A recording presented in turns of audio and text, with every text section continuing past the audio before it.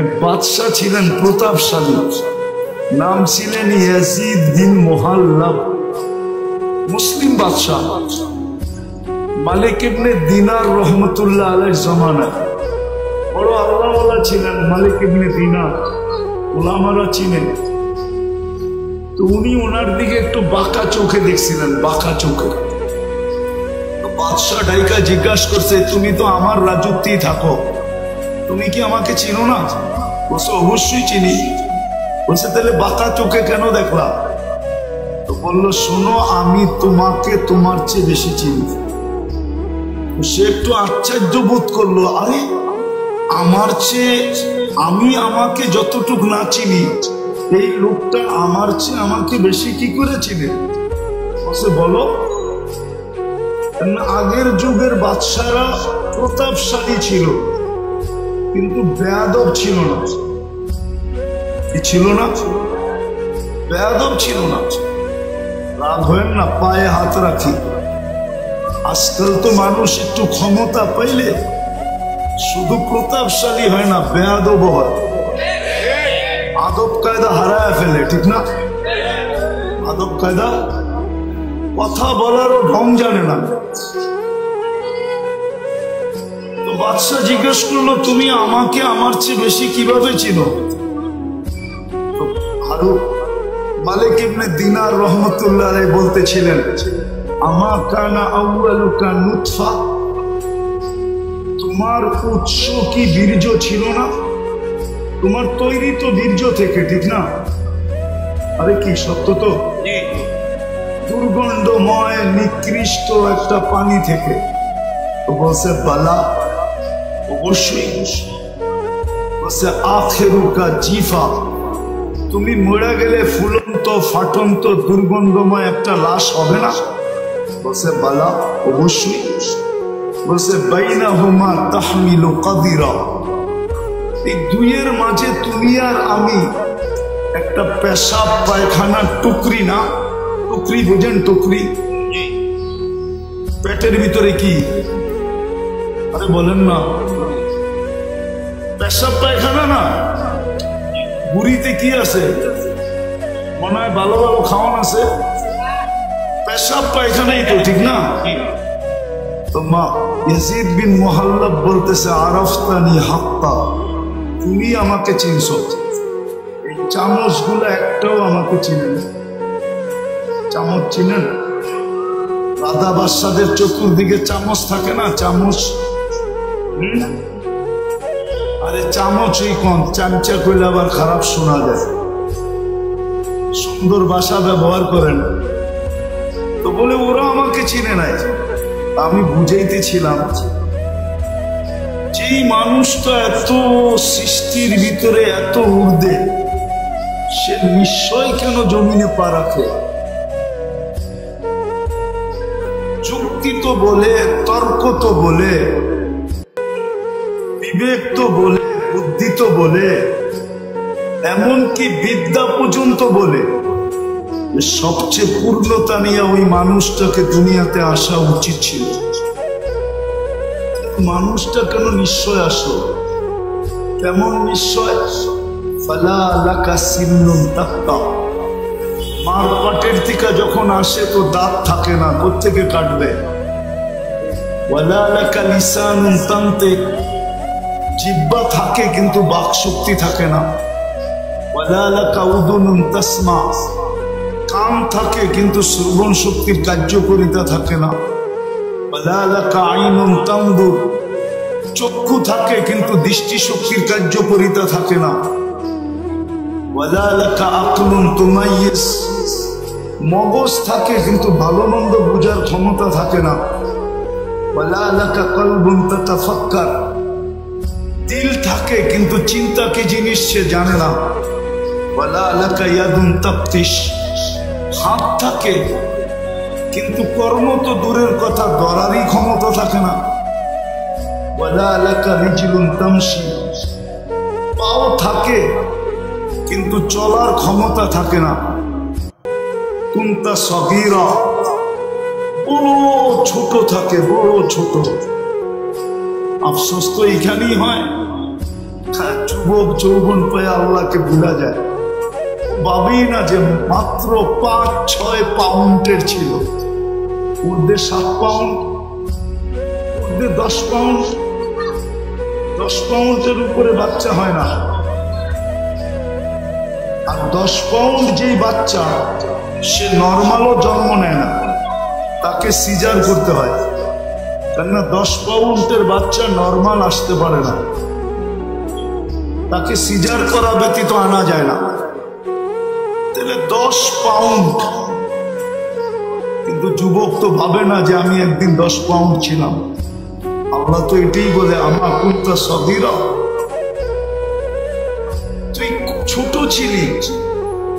আমা কুনতা যায়ীফা, তুই কি দুর্বল ছিলি না?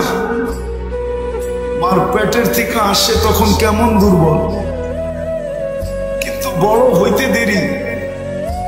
অতীত বলতে তো দেরি করে না, অতীতে আমি ছিলাম কি? কে আমাকে এত ওজন বানাইলো? 70 কেজির ওজন আমাকে কে বানাইলো 10 পাউন্ড থেকে? এটা তো ভাবে না।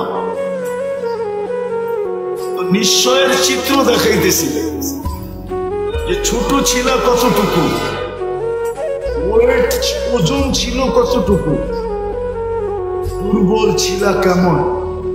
কুনতা জাহিলা, তুমি বড় অজ্ঞ ছিল, অজ্ঞ। এই নিশ্চয় মানুষ কেন আসে? আবারও বলতেছি, অথচ সৃষ্টির সেরা আল্লাহ মানুষকে একটা মেসেজ দিতে চান, মেসেজ। এই জন্য নিশ্চয় নিয়ে আসছে। কেনটা এই মেসেজটা কোনো সৃষ্টির দরকার নাই, কোনো সৃষ্টির এই মেসেজের প্রয়োজন নাই। প্রয়োজন নাই কেন এটাও বুঝাইতেছি। কোন সৃষ্টির ভোগ অধিকার নাই। সৃষ্টি ভোগ যদি করেও তাহলে মানুষের জন্য করে। সৃষ্টি বাঁচে যদি মানুষের জন্য বাঁচে। সৃষ্টির অস্তিত্ব মানুষের জন্য। মানুষ না হইলে এই সৃষ্টির দরকার ছিল না। সূর্যের আলো দরকার ছিল না, চাঁদের কিরণও দরকার ছিল না, নদী প্রবাহমান হওয়া দরকার ছিল না, সমুদ্রের তরঙ্গ মারাও দরকার ছিল না। এটা খোলার সময় এখন নাই। আর এই হইহুল্লার ভিতরে যে বুঝে আসবে এমনও না, যদি খুলিও তাইলে বুঝে আসবে না। এটার জন্য খুব নির্জনতা চাই, খুব ধ্যান চাই, তাইলে হয়তো বুঝে আসতে পারে যে সব সৃষ্টি মানুষের জন্য। সব সৃষ্টি মানুষের জন্য। মানুষ না হইলে কিচ্ছু হতো না, কিচ্ছু প্রয়োজনও ছিল না। তো যেটা বুঝাইতেছিলাম, মানুষ নিশ্চয় আসে কেন? শুধু একটা মেসেজ দেওয়ার জন্য। এই মেসেজটা কোনো সৃষ্টির দরকার নাই, প্রয়োজন নাই। এর জন্য সব সৃষ্টিকে আল্লাহ পূর্ণতা দিয়ে অস্তিত্ব দেন। শুধু ওই মেসেজটা বোঝার জন্য মানুষকে নিশ্চয় অস্তিত্ব দেন। নিশ্চয় শুধু একটা মেসেজ বোঝানোর জন্য। আর মেসেজটা এই জন্য বুঝাইতেছিলাম, কোন সৃষ্টির ওই মেসেজের প্রয়োজন নাই, কেননা ভোগ অধিকার নাই। কোন সৃষ্টির জীবনের ফলাফল নাই, প্রতিদান যাকে বলে, প্রতিদান নাই। কোন সৃষ্টি প্রতিদান পাবে না, এমনকি ফেরেশতা পর্যন্ত প্রতিদান পাবে না। কোন সৃষ্টি জান্নাত জাহান্নামে যাবে না। শুধু একমাত্র মানুষই জান্নাতে যাবে, জাহান্নামে যাবে। উকুদুহান নাস ওয়াল ইজারা, কোরআন বলে শুধু মানুষ জাহান্নামের ইন্ধন হবে। এই জন্যই মানুষটাকে মেসেজ দেওয়ার প্রয়োজন ছিল। এই জন্য আল্লাহ নিশ্চয় অস্তিত্ব দিয়েছেন, যদিও মানুষ ভাবে না। এটাও মানুষেরই স্বভাব, এটাই মানুষের স্বভাব। জিতার আগে একরকম, জিতা গেলে আরেক রকম। জিতার আগে পাও ধরতে পারে, আবার জিতার পরে যার পায়ে ধরছে তারে ফুটবলের মতো লাথিও দিতে পারে। এটা মানুষের স্বভাব। কোরআন বলতেছে, কোরআন, আমি না। কুতিলাল ইনসানু মা আকফারা। নাইলে একটা কথা বোঝেন, এটা তো স্বীকার করি, হায়াত কার হাতে? মউত আল্লাহ, সুস্থতা আল্লাহ, অসুস্থতা আল্লাহ, সর্বকিছু কার হাতে? আল্লাহ। যে মানুষটা বলে আল্লাহ ডাকলে ও মসজিদে যায় না কি করে? আচ্ছা বলবেন মানুষের সংকুলন হবে না, বলুক এই কাউন্টারে জামাতে দাঁড়ায় কিনা, নামাজ পড়ে কিনা, অথবা এই রোডে দাঁড়ায় কিনা, বলেন কয় পার্সেন্ট মানুষ নামাজ পড়ে? তাহলে বোঝা গেল মানুষের মতো অকৃতজ্ঞ কোন প্রাণী নাই। বিশ্বাস করে যে মউত আল্লাহর হাতে, মউত হায়াত আল্লাহ। নাইলে প্রবাদ বাক্য কেন আসলো, রাখে আল্লাহ মারে কে? কিন্তু মিডিয়ালারও লেখে মাঝে মাঝে, রাখে আল্লাহ মারে কে, মারে আল্লাহ রাখে কে। বিশ্বাস তো করে, কিন্তু আল্লাহ ডাকলো, কে ডাকলো? আজান কার ডাক? আল্লাহ ডাকলো। ও বিশ্বাস করে আমার হায়াত আল্লাহর কাছে, হাতে, মউত আল্লাহর হাতে, আমার কর্ম আল্লাহর হাতে, আমার সুস্থতা আল্লাহর হাতে, আমার এভরিথিং আল্লাহর হাতে। বুঝলাম নাস্তিক যারা ওরা মানে না, কিন্তু আমরা তো নাস্তিক না। নাস্তিক আল্লাহকে মানি না, স্বীকার করি না, অবশ্যই। তাহলে আমরা কেন ডাকে আসি না? আমাকে যুক্তি দিয়া বুঝান, ও কেন আসে না? তাহলে বোঝা গেল আল্লাহর কথা সত্য। মানুষ তোর চেয়ে অকৃতজ্ঞ কেউ নাই, মানুষ সবচেয়ে অকৃতজ্ঞ। কুতিলাল ইনসানু মা আকফারা। অকৃতজ্ঞতা মানুষকে খায়া ফেললো। এই জন্য আল্লাহকে ডেলি ধ্বনি দিতে হয়, ধ্বনি। কোরআনের মাধ্যমে আল্লাহ প্রত্যেকের কানে ধ্বনি দেন, আওয়াজ দেন। মা গররাকা বিরাব্বিকাল কারীম। দয়ালু আল্লাহর থেকে তোকে বিমুখ করলো কে? এত দয়ালু আল্লাহ। চলেন দয়ার একটা দৃষ্টান্ত দেখাই, দয়ার একটা দৃষ্টান্ত দেখাই। এক কোম্পানি নিয়ে আসেন এখান থেকে আমাকে, যে কোনো প্রতিবন্ধীকে চাকরিতে রাখছে। অনেকগুলা কোম্পানি, ওই মাথা থেকে এই মাথা পর্যন্ত পরিবহনের, ঠিক না? একটা কোম্পানি নিয়ে আসেন, সে একজন প্রতিবন্ধীকে কর্মচারী হিসাবে রাখছে, মাসের শেষে তাকে একটা বেতন দেয়। এই মনে করা যে সে প্রতিবন্ধী, কি করে খাবে? আল্লাহ আমাকে অর্থ দিছে, আমি একজন প্রতিবন্ধীকে কর্মচারী হিসাবে রাখলাম। ও বলতেছে একজন রাখছে, একজন প্রতিবন্ধী বাংলাদেশে। যদি প্রতিবন্ধীকেই এরকম বিত্তশালীরা, মার্কেট মালিক, দোকান মালিক, পরিবহন মালিক, মেল ফ্যাক্টরিওয়ালারা রাখতো, তাহলে বাংলাদেশে আর প্রতিবন্ধী আলাদেরকে কি অটো চালাইতে হইতো না, অটো চালাইতে হইতো না, ঠিক না? আর প্রতিবন্ধীদের সুবাদে ভালো লোক অটো নিয়ে নামতো না, ঠিক না? অটো তো আগের থেকেই নাই, পরে নামবে কোথেকে? আর ঘুরতে ঘুরতে আজকে আন্দোলন পর্যন্ত গড়াইতে হইতো না। প্রতিবন্ধীকে তো কেউ চাকরিতে রাখে না, গেলেই প্রথম ধাক্কা দেয়, তুই প্রতিবন্ধী। যেটা বুঝাইতেছিলাম, বুঝাইতে আল্লাহর মতো দয়ালু, মা গররাকা বিরাব্বিকাল কারীম, এই ধ্বনি দিতে হতো না, এই ধ্বনি দিতে হতো না যে আমার মতো দয়ালুর থেকে তোকে বিমুখ করলো কে? তুই সারাদিন মুখ থাকা সত্ত্বেও, আমার হাতে হায়াত থাকা সত্ত্বেও, আমার হাতে মউত থাকা সত্ত্বেও, এভরিথিং আমার হাতে থাকা সত্ত্বেও আমি তোর ডাকি বলে ডাকি, আমি তুমি সাড়া দাও না, তারপর আমি তোমার সব কিছু বহন করতেছি। বলেন এরকম দাতা কই পাবেন? ভাবেন, বিবেক দিয়ে ভাবেন, কাজে দিবে কিন্তু। নাইলে এই কথা বলতে পারবেন না, এই কথা বলতে পারবেন না। আপনি যুক্তি দিবেন, তর্ক দিবেন, যুক্তি তর্কের জবাব কিন্তু এটার ভিতরে রাখা আছে। আপনার ব্রেনের ভিতরে আপনার যুক্তি তর্কের জবাব রাখা আছে, আপনার ব্রেনের ভিতরেই রাখা আছে। আপনি এটা বললে হবে না যে আমি কর্মব্যস্ততার কারণে পারি না। ড্রাইভার যদি বলে আমি চালক হিসাবে নামাজ পড়তে পারি না, আমি ওকে প্রশ্ন করব তোমাকে চালানের যোগ্যতা কে দিল? কে দিল? আল্লাহ। আরে বলেন না আল্লাহ। আল্লাহ বলতে দ্বিধা করেন কেন? আল্লাহ বললে 40 নেকি মিলবে, 40 নেকি।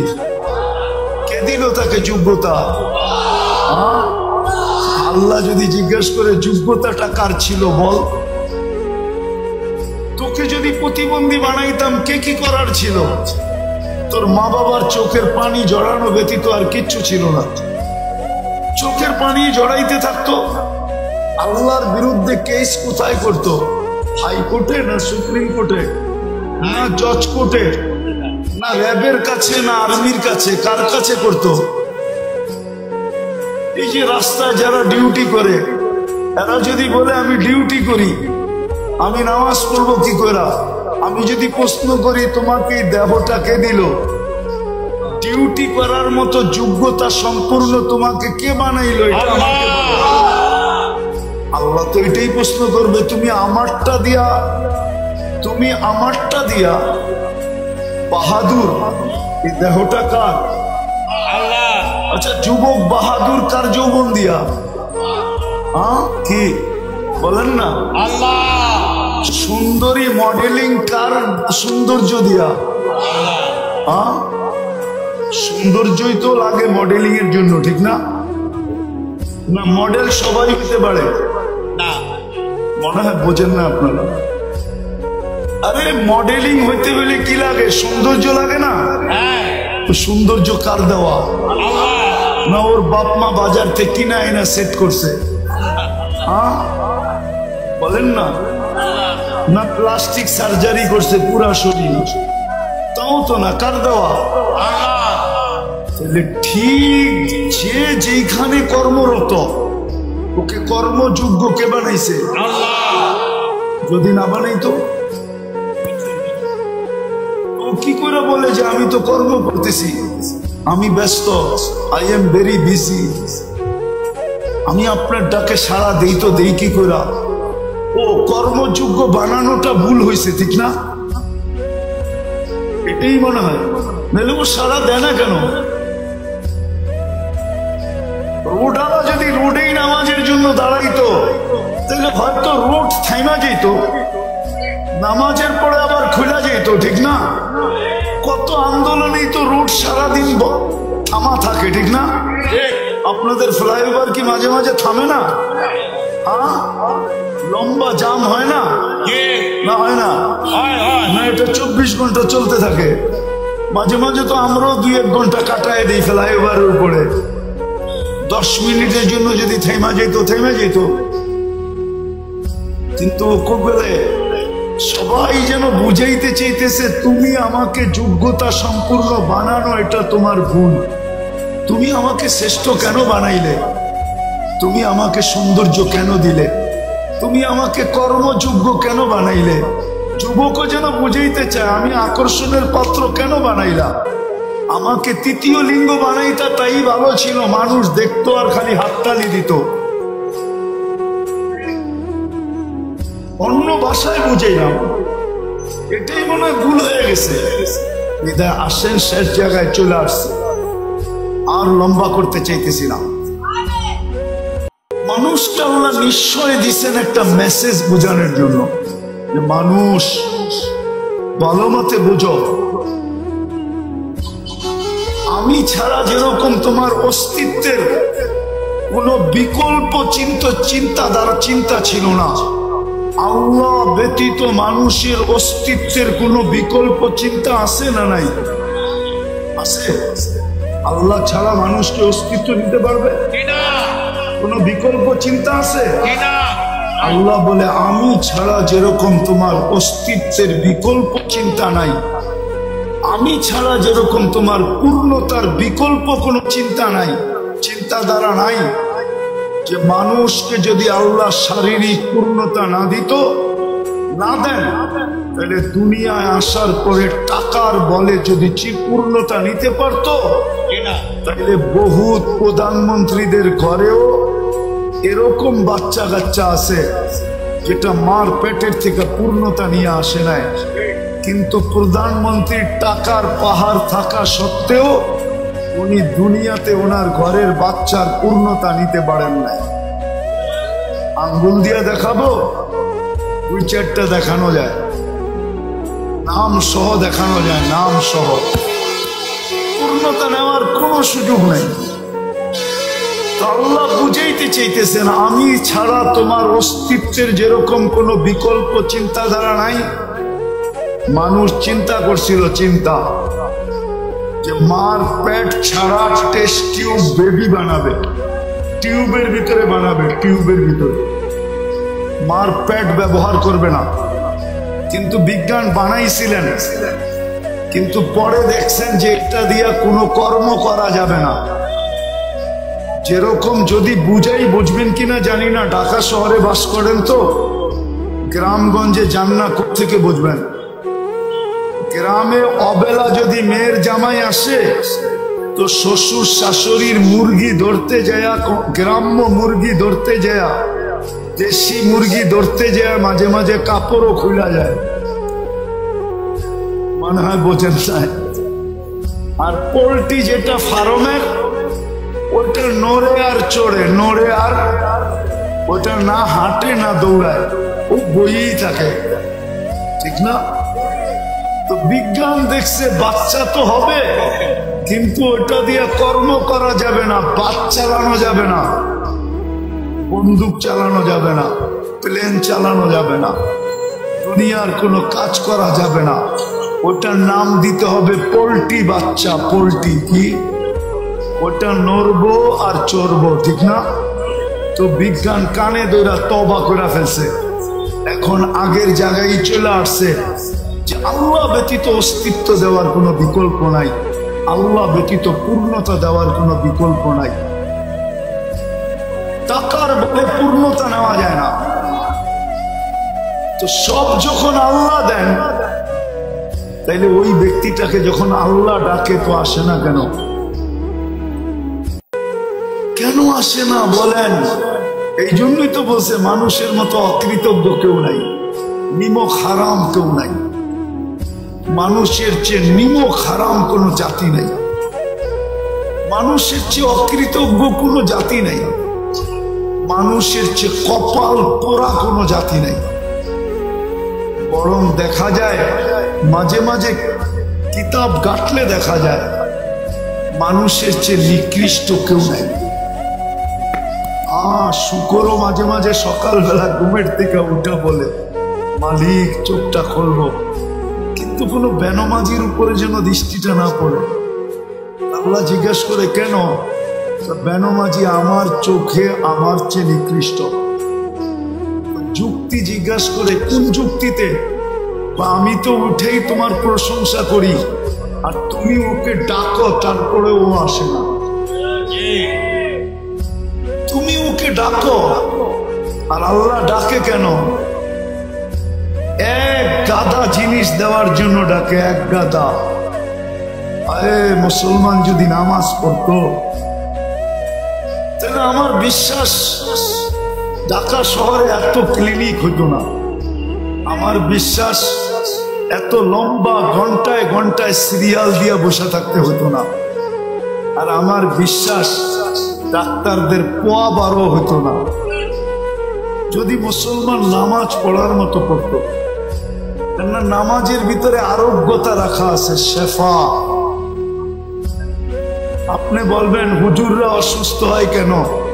আমিও বলবো আমিও ওই নামাজ পড়ি না যেরকম পড়ার দরকার, আর পড়লে আল্লাহ রসুলের কথাই সত্য।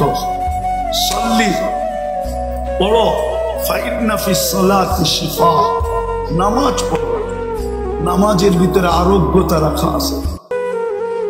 যদি পড়ার মতো পড়তো তো কথা শুরু ছিল মানুষকে কেন নিশ্চয় অস্তিত্ব দেন, মেসেজ দেওয়ার জন্য। যেরকম মানুষ, আমি ছাড়া তোকে অস্তিত্বে আনার কোনো বিকল্প রাস্তা নাই, আমি ছাড়া পূর্ণতা দেওয়ার বিকল্প কোনো রাস্তা নাই, ঠিক তদ্রূপ আমি ব্যতীত ভালো মতে বোঝ তোর এই জীবনটা, ছোট জীবনটা গুছানোর কোনো বিকল্প রাস্তা নাই। গুছানো বোঝেন? এই 60-70 বছরের জীবনটা যদি গুছায়া চালাইতে চাস, একটু সুখ শান্তির সাথে যদি চালাইতে চাস, কাটাইতে চাস, এই জন্য বাংলায় একটা প্রবাদ বাক্য আছে, পরিশ্রম ধন আনে। এটা আমিও মানি, পরিশ্রমে ধন আনবে কিন্তু সুখ আনতে পারবে না। বাংলায় প্রবাদ বাক্য আছে, পুণ্যে আনে সুখ। কি পুণ্য বোঝেন? কি নেকে আনে সুখ। আল্লাহ সুখ দেয়, আল্লাহ সুখ দেয়। যদি ধনী সুখ দিত তাইলে ওই ধনী কেন নিজের মাথায় পিস্তল রাইখা নিজেই গুলি করত?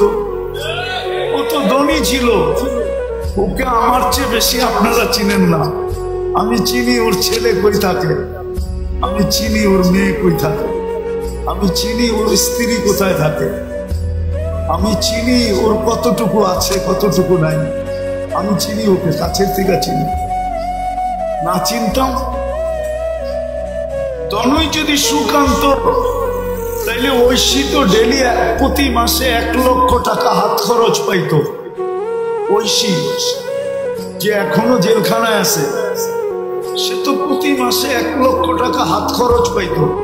ছোট একটা মেয়ে, ও 1 লক্ষ টাকা খায় না, চাবায়া খাইতো। 1 লক্ষ টাকা খায় কি করে? ডেলি 3000 টাকা খাইলেও তো মাসে 30-90,000 হয়। 3000 ডেলি কি খাইতো? বিলাসবহুল গাড়ি তো ছিল ওর জন্য, পার্সোনাল ড্রাইভার তো ছিল ওর জন্য। এখনো তো ফ্ল্যাটটা পড়া আছে শান্তিনগরে, দেখা আসেন না? আমি চিনি ওই ফ্ল্যাট। যদি ধনী মানুষের জীবনে সুখ আনতো তাহলে ধনীরা বেশিরভাগ আত্মহত্যা করে কেন, ডিটেনশনে ভোগে কেন? ধনীদের চেয়ে তো বেশি ঘুমের ট্যাবলেট কেউ খায় না, ধনীদের চেয়ে তো বেশি ডিটেনশনের ট্যাবলেট কেউ খায় না। ধনীরা সবচেয়ে বেশি ট্যাবলেট খায়। আরেকটা বলবো, হয়তো বিশ্বাস করবেন না, ডিটেনশনের ট্যাবলেট উন্নত বিশ্বে সারা দিন যতগুলা বিক্রি হয়, যত $1 ট্রিলিয়ন, কোনো ওষুধ এত বিক্রি হয় না। আমি তো ঘুরা বলতেছি, ঘুরা আমেরিকা যায়া বলতেছি, কানাডা যায়া বলতেছি, ইংল্যান্ড, ইউরোপ, অস্ট্রেলিয়া, জাপান, শুধু বাকি আছে নিউজিল্যান্ড। বাকি সব ল্যান্ডে যায়া বলতেছি। তাইলে ওরা কেন এত বেশি ট্যাবলেট খাইতো ঘুমানের? মুসলমানের গুণ দেখা কেন মুসলমান হইতো? আমি তো চিনি আমেরিকাতে ওই ব্যক্তিকে যে মুসলমানের গুণ দেখা মুসলমান হয়েছে। সত্য বলতেছি। মসজিদে বৈশা বৈশা একজন ঘুমাইতেছিল, তো দূরের থেকে দেখা ছুটে আসছে, বলছে তুই কোন কোম্পানির ওষুধ খাস, বৈশা বৈশা ঘুমাস? আমি তো আমেরিকান ওষুধ খায়া বিছনায় যায় ঘুমাইতে পারি না, আমাকে একটু দয়া করে লেখা দিবি? ও ছিল তাবলিগওয়ালা, ও চালাক ছিল, বলছে এত তাড়াতাড়ি লিখে দিব, 3 দিন আমার লগে থাকতে হবে। থাকবি? বলছে 3 দিন না 3 মাস থাকবো, 3 মাস। তারপরও ঘুম দরকার। তো 3 দিন জামাতে থাকার পরে মুসলমান হয়ে গেছে। 2019-এর কাহিনী বলতেছি। আমি ইস্তেমায় গেছিলাম আমেরিকা।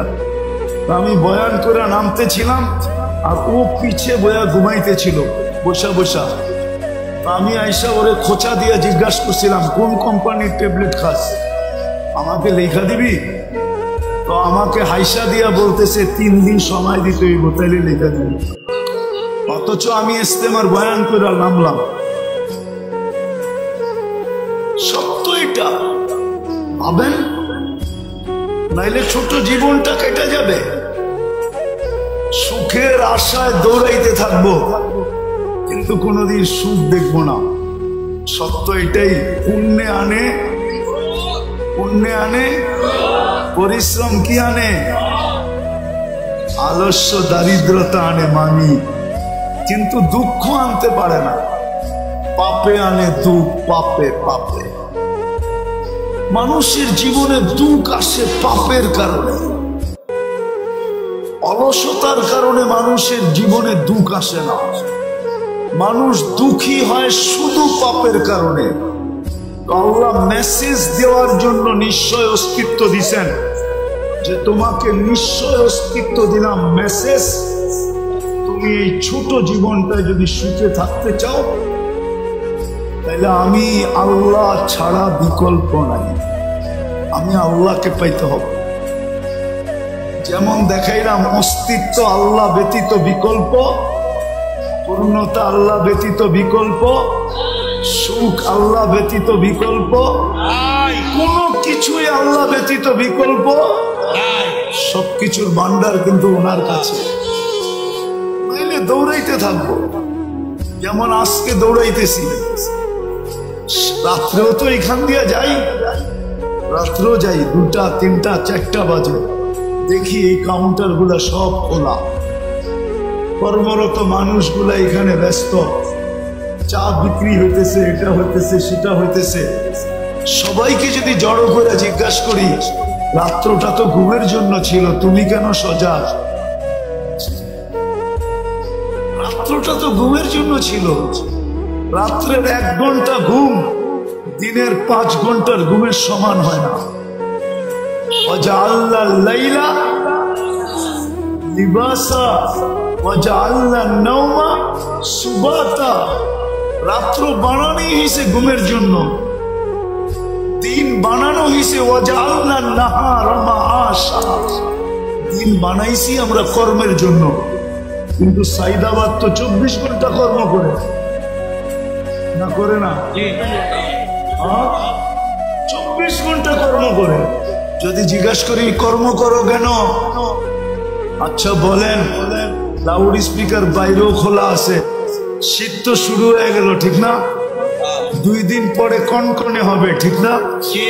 এই কনকনে শীতের রাত্রে ল্যাব গায়ে দিয়া 2 জনে ঘুমানো সবচেয়ে মজা। 2 জন বলছি, কিন্তু ল্যাব গায়ে দিয়া 2 জনে ঘুমানো সবচেয়ে মজা, না সাইদাবাদের কাউন্টারে বইয়া টিকিট বেচা মজা? মানুষ হিসাবে বলেন কোনটা মজা? হ্যাঁ, শীতের দিন, কনকনে শীতের দিন, সকালবেলা ল্যাপের ভিতরে 2 জনে ঘুমানো মজা, না সকাল সকাল ওইটা রাস্তা দিয়ে হাঁটতে হাঁটতে কর্মের দিকে যাওয়া মজা? কোনটা মজা? আরে বলেন না, ঘুমে মজা। কিন্তু ওকে যদি জিজ্ঞেস করি, ও বলবে সুখের জন্যই তো এখানে বসে আছে। কিসের জন্য? সুখ ছাইরা সুখের জন্য বসে আছে। আমাকে যুক্তি দিয়া বুঝান, এটা কোন যুক্তি? সুখ তো মিলে না, সুখের আশাই তো ছুটতেছে। শীতের দিন তো সকালবেলা ফজরের পরে দেখি, আমি তো খিলগাঁই থাকি, ঢাকা শহরেই থাকি, রাস্তাগুলার ভিতরে মানুষের স্রোত যখন দেখি সকালবেলা, তো নিজের মনটাই বলে হায় সুখের আশায় সুখ ছাড়া কনকনে শীত গায়ে নিয়া ছুটতেছে সবাই, কিন্তু সুখ তো এখানে নাই। মানুষকে আল্লাহ এই মেসেজ দেওয়ার জন্য নিশ্চয় অস্তিত্ব দিচ্ছেন। মানুষ বোঝ, তোকে নিশ্চয় অস্তিত্ব দিলাম, পূর্ণতা আমি ছাড়া বিকল্প কোনো রাস্তা নাই, অস্তিত্ব আমি ব্যতীত বিকল্প কোনো রাস্তা নাই, তোকে স্বয়ং সম্পূর্ণ করা আমি ব্যতীত বিকল্প কোনো রাস্তা নাই। বিজয় তোর দিলের ভিতরে কাত, এই ছোট জীবনটা সুখী হওয়ার জন্য আমি ব্যতীত বিকল্প কোনো রাস্তা নাই। এই জন্য আল্লাহ মেসেজ দেওয়ার জন্য নিশ্চয়।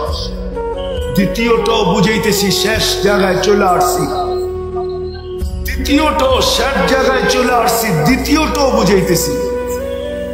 এই জীবনটাই তো জীবন না, 60-70 বছর, তারপর চলে যেতে হবে। যেটা চিরদিন, ওইখানেও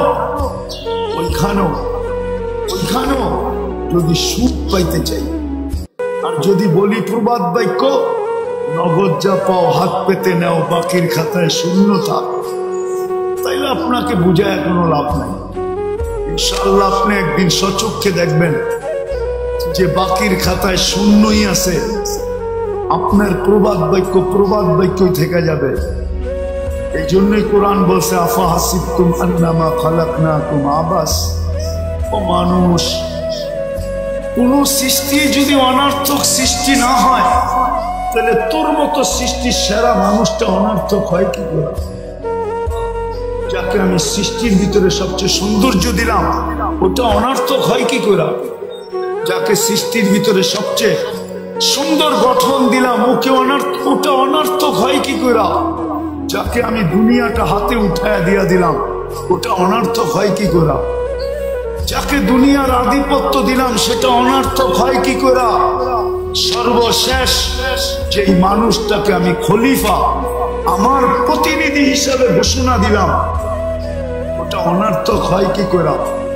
যে মানুষটাকে জন্ম নিতে দেরি, সৃষ্টি শ্রেষ্ঠ সৃষ্টি, মিলে খাক মে আহলে শাহ कैसे कैसे, जमी खा गई नौजवान कैसे कैसे, अजल ने न छोड़ा किसरा न दारा, उसी से सिकंदर सा फाते भी देहारा, हर एक लेके क्या क्या हसरत सुधारा, पड़ा रह गया यही ठाट सारा। ঐতিহ্য পড়া থাকবে, ঐতিহ্য।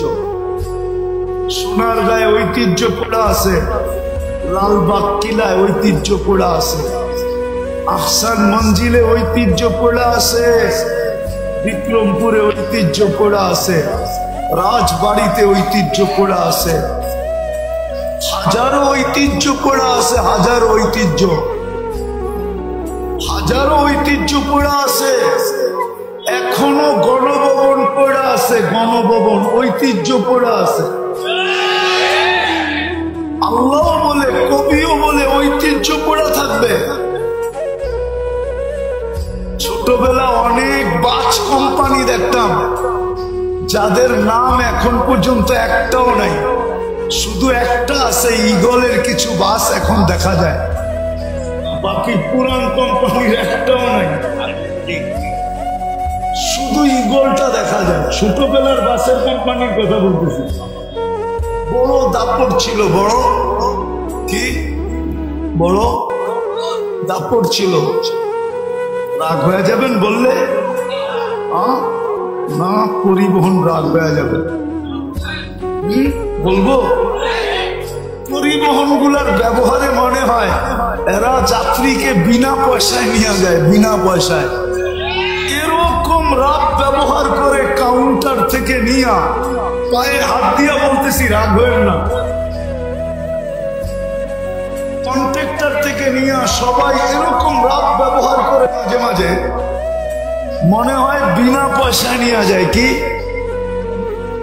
কিন্তু আসলে এদের পরিবহন চলে তো জনগণের মাধ্যমে, ঠিক না?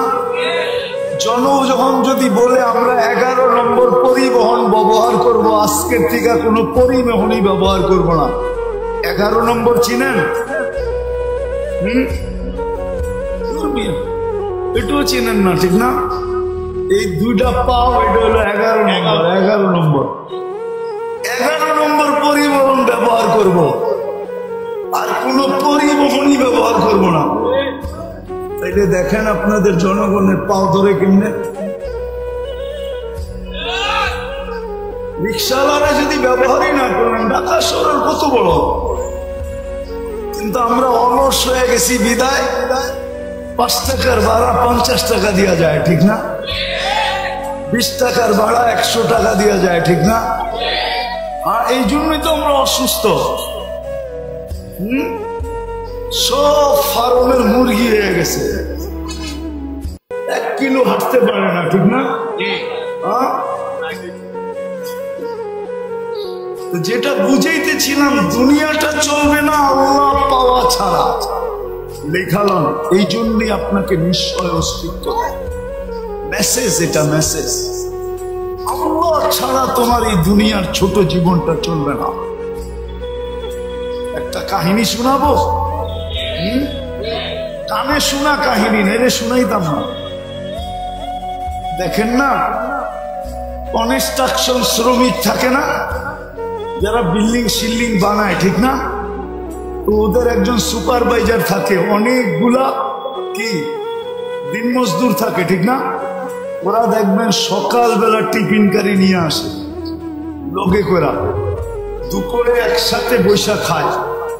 একদিন যাইতেছিলাম, অনেক আগের কথা, দেখছি সবাই খাইতেছে আর গল্প করতেছে, গল্প।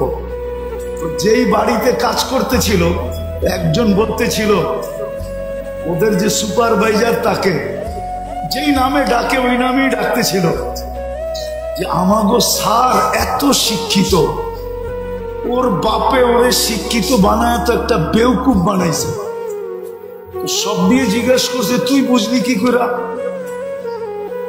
হয়তো ম্যাডামের কথা ছাড়া কিচ্ছু করে না, কিন্তু ও এত বড় অফিসার, বিয়া করলো, ও বিল্ডিং বানাইতেছে ওর টাকায়, সব খরচ করে ও, কিন্তু ও তো ম্যাডামের কথা ছাড়া লড়ে না। তাইলে আমি বেউকুফ বলবো না, বলবোটা কি? মনে হয় বুঝাইতে পারি না। তারপরে নিজেদের কথা বলতেছে, দেখ আমরা শিক্ষা দীক্ষা লই নাই, গায়ে খাটি, আমরাই ভালো আছি।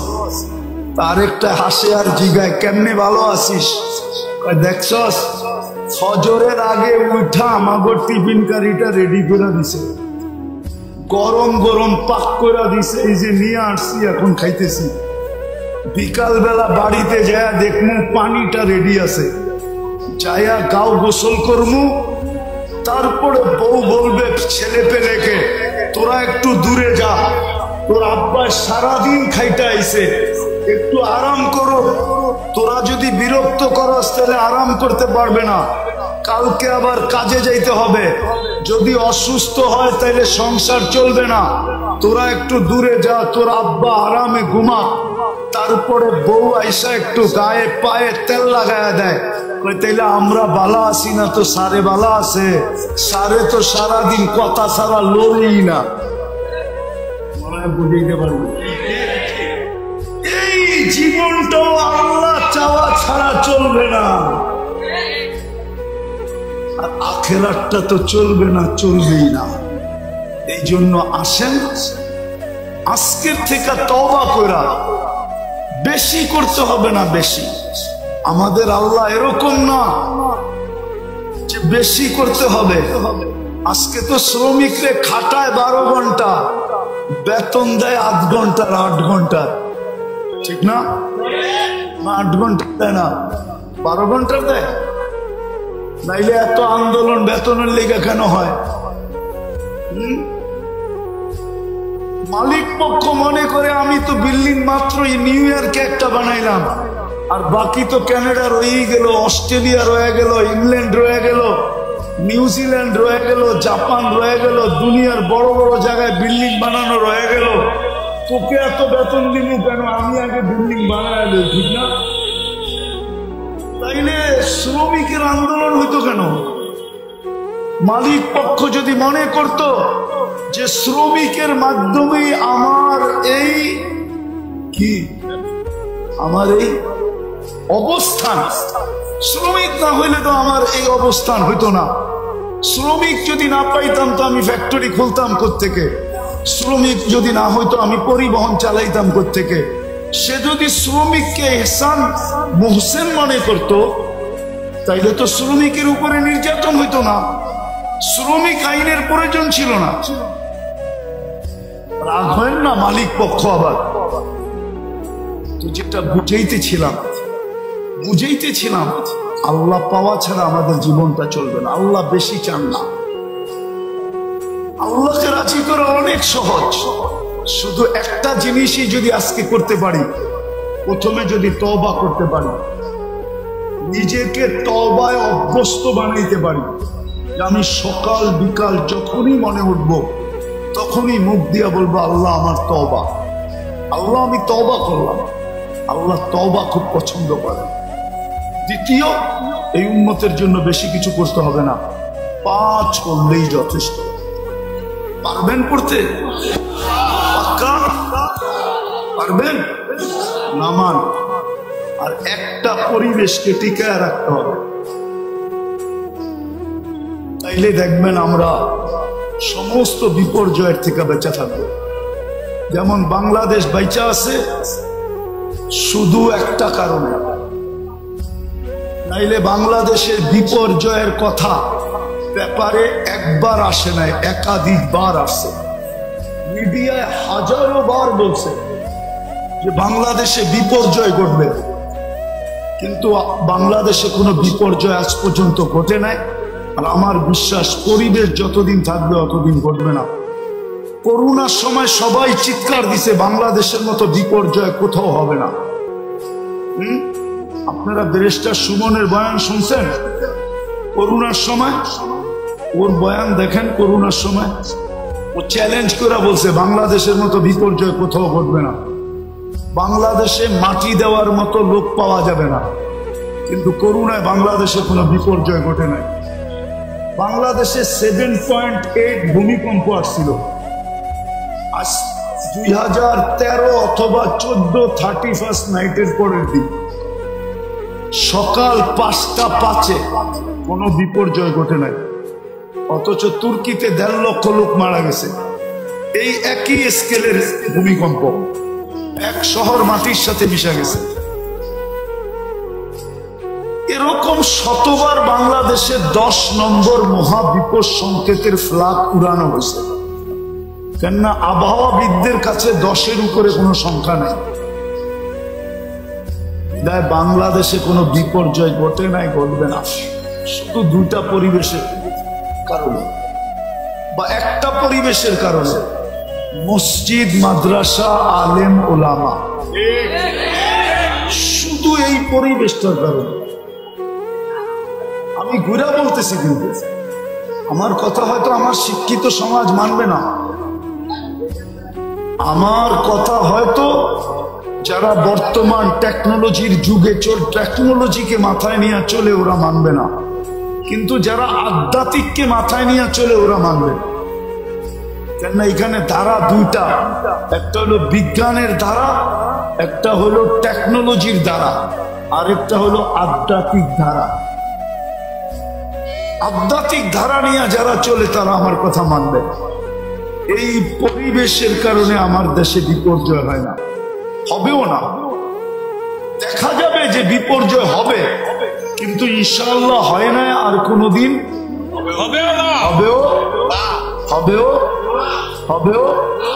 5 তারিখের পরেও তো ভাবছিলাম কি জানি হবে, ঠিক না? সব ভাঙ্গা পড়ছিল না, এরকমই তো, ঠিক না? কিন্তু আস্তে আস্তে সামলায়া উঠছে না উঠে নাই? স্বাভাবিক হয়েছে না হয় নাই? না হয় নাই? আরে হয়েছে, হয়তো একটু বাকি আছে, ওটাও হবে, কিন্তু বিপর্যয় আমার বিশ্বাস হবে না যদি এই পরিবেশটাকে ধরে রাখি, ওই পরিবেশটার সাথে সংযুক্ত থাকি। মসজিদ, মাদ্রাসা, আলেম, ওলামা। পারবেন? পারবেন? এটাও একটা মাদ্রাসার আয়োজন। আপনাদের কাছে যদি কখনো সাহায্যের হাত পাতে, কিন্তু আমার বিশ্বাস মনে হয় পাতবে না। যেই ফ্যামিলির মাদ্রাসা, এরা যদি ইচ্ছা করে, আল্লাহ এদেরকে যতটুকু দিছে ইচ্ছা করে, কিন্তু এরা হাত পাততে পারে মনে হয় এই জন্য অন্যদেরকে সংযুক্ত করার জন্য, অন্যদেরকে সংযুক্ত করার জন্য, সংযুক্ত করার জন্য, অন্যজনকে এই সোয়াবে ভাগীদার করার জন্য হয়তো হাত পাততে পারে, নাইলে এই ফ্যামিলির হাত পাতার কথা না। আল্লাহ এদেরকে যা দিছে, আপনারা সহযোগিতা করবেন ইনশাআল্লাহ। আল্লাহ আমাদেরকে আমল করার তৌফিক দান করেন। ওমা আলাইনা ইল্লাল বালাগ।